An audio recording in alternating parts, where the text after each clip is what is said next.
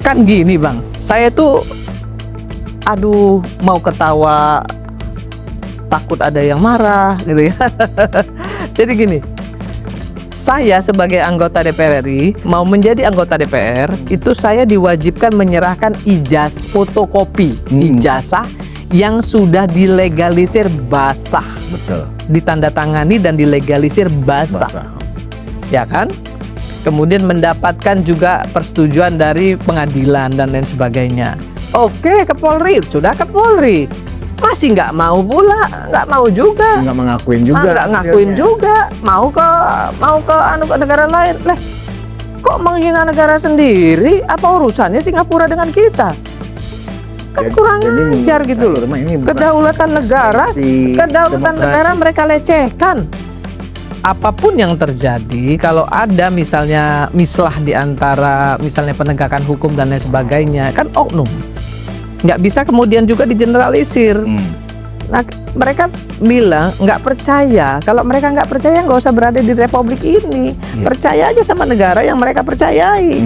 Itu penghinaan loh terhadap Indonesia. Minta dicek di Singapura. Ya jadi warga negara Singapura aja. Gitu. Ini nggak akan pernah selesai orang-orang ini ya. Setelah A dibuktikan dia ngomong B, setelah B dibuktikan dia ngomong C, nggak ada habisnya. Tangkap orang ini ngacau ini, bikin gaduh republik ini. Kalau saya wah udah tangkap aja. Politisi Partai Nasional Demokrat Irma Suryani akhirnya angkat bicara untuk membela mantan Presiden Joko Widodo dalam persoalan polemik ijazahnya yang terus bergulir tiada henti. Irma menuturkan bahwa pihak yang meragukan hasil penyelidikan resmi dari Barreskrim Polri dan meminta pengujian sains secara eksternal adalah pihak-pihak yang tidak bermoral karena telah melecehkan kedaulatan negara. Juga ada ya. Kenapa sekarang Bapak laporin? Beliau jawab lagi. Mbak, ini sudah keterlaluan, sangat keterlaluan. Menjelekkan saya sejelek-jeleknya. Ini sudah sangat keterlaluan. Saya sudah nggak bisa lagi diam. Kenapa saya sekarang bereaksi? Karena saya sekarang rakyat biasa. Kata dia, bukan lagi pejabat. Sekarang saya mau laporkan. Karena kalau dulu waktu saya menjabat sebagai presiden saya laporkan, kalaupun saya menang, pasti mereka akan tuduh lagi bahwa saya menggunakan kekuasaan. Nah, sekarang saya masih sudah sebagai anggota rakyat biasa, maka saya ingin laporkan. Nah, ketika dia laporkan dan ternyata asli, masih juga nggak percaya. Kan memang memang manusia kardus gitu loh menurut saya.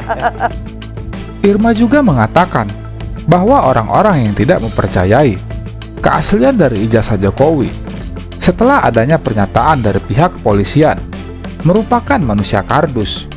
Irma mengungkapkan pihak-pihak yang telah menebar kebencian dan adu domba dalam polemik ijazah ini harus diproses hukum secara tegas dan sebaiknya ditangkap saja untuk mempertanggungjawabkan perbuatannya. Nah, masalahnya banyak nih politisi-politisi yang kemarin bela Jokowi mati-matian ya sampai urat lehernya keluar gitu kan, tiba-tiba sekarang malah kemudian berubah ya dengan alasan sekarang udah insaf.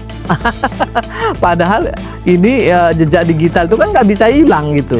Aduh, saya bilang kenapa sih menjual diri seperti itu? Nah itu menurut saya itu bukan politisi. Kalau politisi dia harus punya komitmen. Kalau nggak mau ya dia menepi gitu ya. Berjalan, duduklah di sudut yang sepi dulu sampai kemudian kontestasi selesai baru kita bertanding kembali. Terus ada orang bilang, wah ini si Irma Suryani ini ternaknya Mulyono. Iya. Saya bilang, saya jawabnya santai aja Bang. Alhamdulillah masih anaknya manusia. Mulyono kan manusia. Daripada anak onta dengan anak banteng. Ya kan? Berarti kan kalau dia disebut anak onta, dia disebut anak banteng, berarti kan anak binatang. Betul. Kalau saya masih disebut anak Mulyono berarti anak manusia. Masih merasa terhormat saya. Wahai Ibu Irma Suryani si paling terhormat, izin Bu, sekalipun kami anak onta dan anak banteng, atau seperti Ibu bilang tadi kami ini anak binatang, tapi kami bangga Bu. Pertama, Karena kami bagian dari anak binatang yang tidak merusak konstitusi, ya. Terus yang kedua, kami juga bangga karena kami bukan bagian dari anak ternak presiden terkorup sedunia.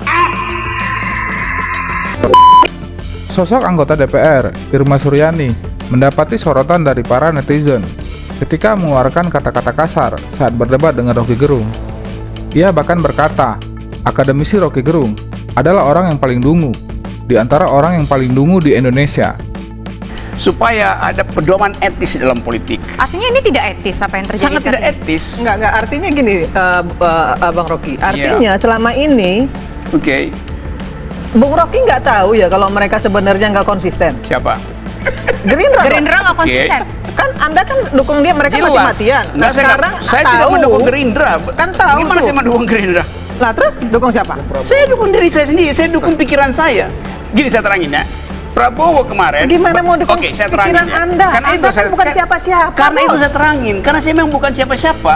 Justru karena itu saya tidak mendukung siapa-siapa. Karena saya bukan siapa-siapa itu.